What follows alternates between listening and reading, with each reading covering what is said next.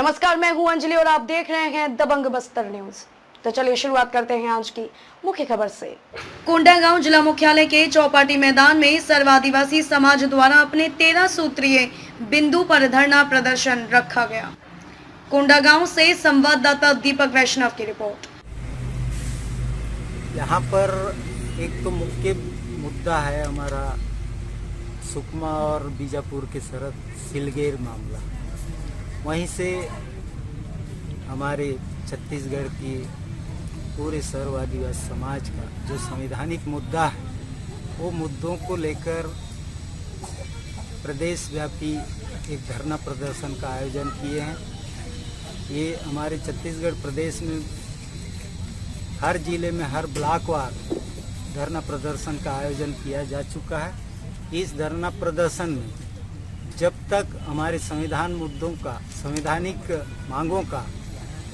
मांग को सरकार स्वीकार नहीं करेगी, तब तक हम धरना प्रदर्शन में बैठे रहेंगे और हम जीत के रहेंगे। क्या क्या मांग है आपकी?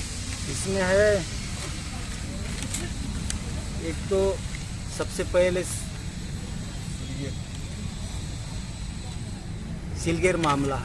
सिलगेर मामला में देखिए, वहाँ के आदिवासी कैंप के विरोध में जो विरोध कर रहे थे, वहाँ पर लगभग 15-20 हज़ार की संख्या में आदिवासियों की भीड़ थी और वहाँ पर पुलिस प्रशासन ने गोलीबारी की और 4-5 लोगों की जानें चली गई। एक मुख्य मुद्दा हुआ।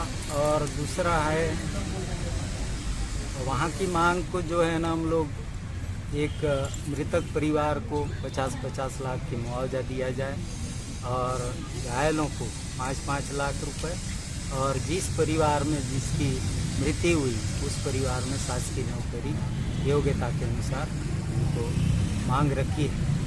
और दूसरा है, हमारे आदिवासियों के लिए जो बाबा साहेब ने जो नियम बनाए, उस नियम के तहत जो है यहाँ पर सरकारी नौकरी में भर्ती, बैकलॉग और पदोन्नति में इस आरक्षण को भी कटौती की जा रही है। इसकी भी मांग के लिए हम लोग इस मुद्दे को लेकर इस धरना प्रदर्शन में लगे हुए हैं। और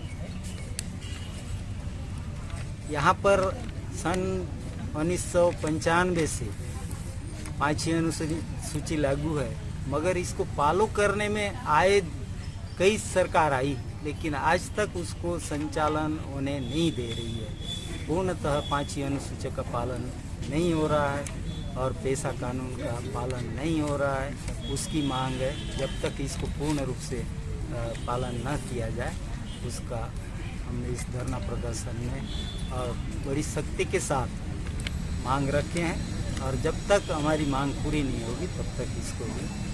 और यहाँ के जैसे बस्तर संभाग में जो गौण खनिज है, इसको भी आए दिन बाहरी लोगों को यहाँ की सरकार उपलब्ध कराती है, उनको फ़ायदा कराती है। यहाँ के लोग जो है उस फायदे से वंचित रह जाते हैं।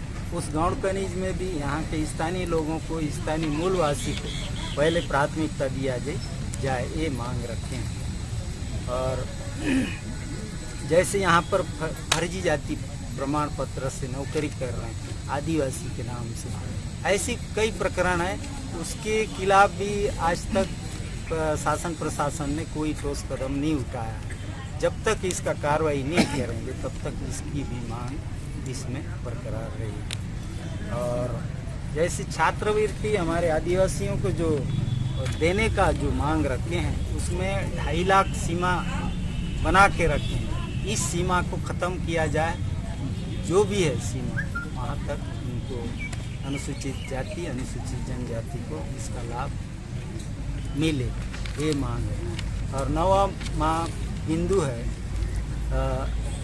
आदिवासी समाज के बेटी हो चाहे बहन हो, किसी दूसरे समाज में जाती है ना, तो दूसरे समाज वाले उस आदिवासी बेटी के नाम से कई आदिवासियों की ज़मीन को खरीद कर लेते हैं, हजारों एकड़। मतलब ये कहना कहीं धर्मांतरण जो करते हैं, धर्मांतरण में जो जाता है दूसरे में, तो उसमें नहीं, धर्मांतरण जैसे दूसरे समाज में जाएगी तो धर्मांतरण तो हो ही गया, धर्मांतरण भी हो गया, साथ साथ दूसरे समाज को फायदा कराने के लिए जाती है, तो उसका जाति दूसरे समाज में जाने पर उसका जाति आदिवासी से खत्म किया जाए, ये मांग है। और 10वां बिंदु है, आदिवासियों के जैसे कई प्रकार के अन्याय, अत्याचार, शोषण और उत्पीड़न होते हैं, इस बेसिक पे भी हम थाना में जाते हैं आदिवासी, तो आसानी से FIR दर्ज नहीं की जाती है। तो वो जाने से जब पुलिस थाने पहुंच जाते हैं तो उनको बाकायदा FIR होना चाहिए, ये मांग है।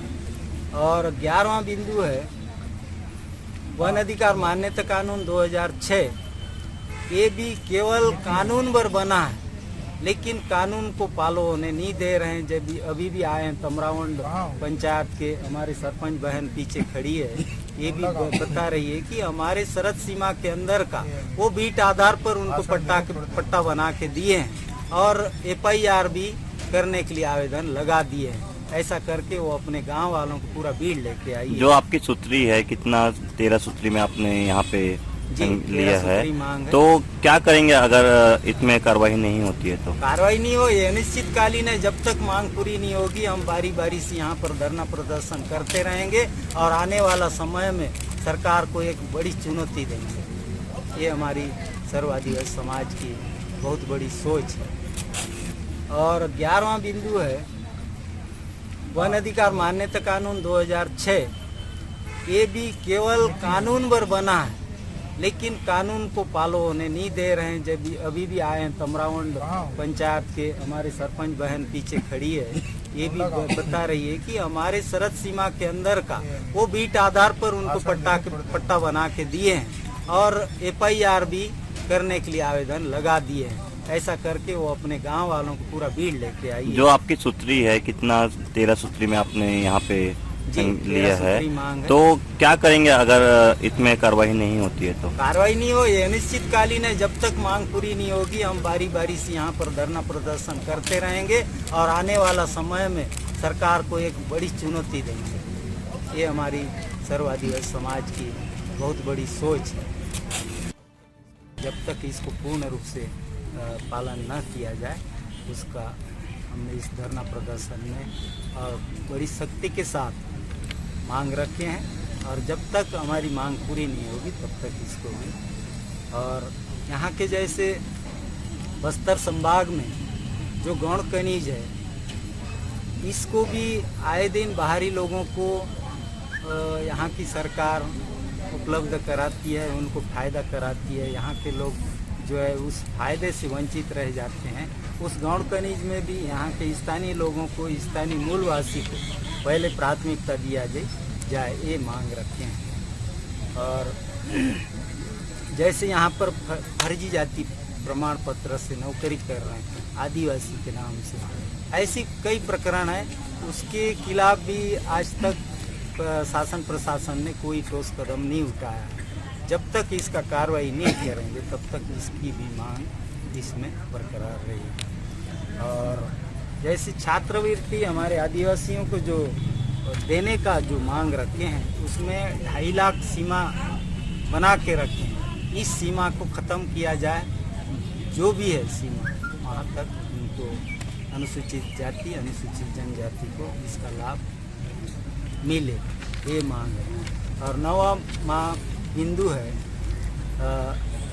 आदिवासी समाज के बेटी हो चाहे बहन हो, किसी दूसरे समाज में जाती है ना, तो दूसरे समाज वाले उस आदिवासी बेटी के नाम से कई आदिवासियों की जमीन को खरीद कर लेते हैं, हजारों एकड़। मतलब ये कहना कहीं धर्मांतरण जो करते हैं, धर्मांतरण में जो जाता है दूसरे में, तो उसमें नहीं, धर्मांतरण जैसे दूसरे समाज में जाएगी तो धर्मांतरण तो हो ही गया, धर्मांतरण भी हो गया, साथ साथ दूसरे समाज को फायदा कराने के लिए जाती है, तो उसका जाति दूसरे समाज में जाने पर उसका जाति आदिवासी से खत्म किया जाए, ये मांग है। और 10वां बिंदु है, आदिवासियों के जैसे कई प्रकार के अन्याय, अत्याचार, शोषण और उत्पीड़न होते हैं, इस बेसिक पे भी हम थाना में जाते हैं आदिवासी, तो आसानी से FIR दर्ज नहीं की जाती है।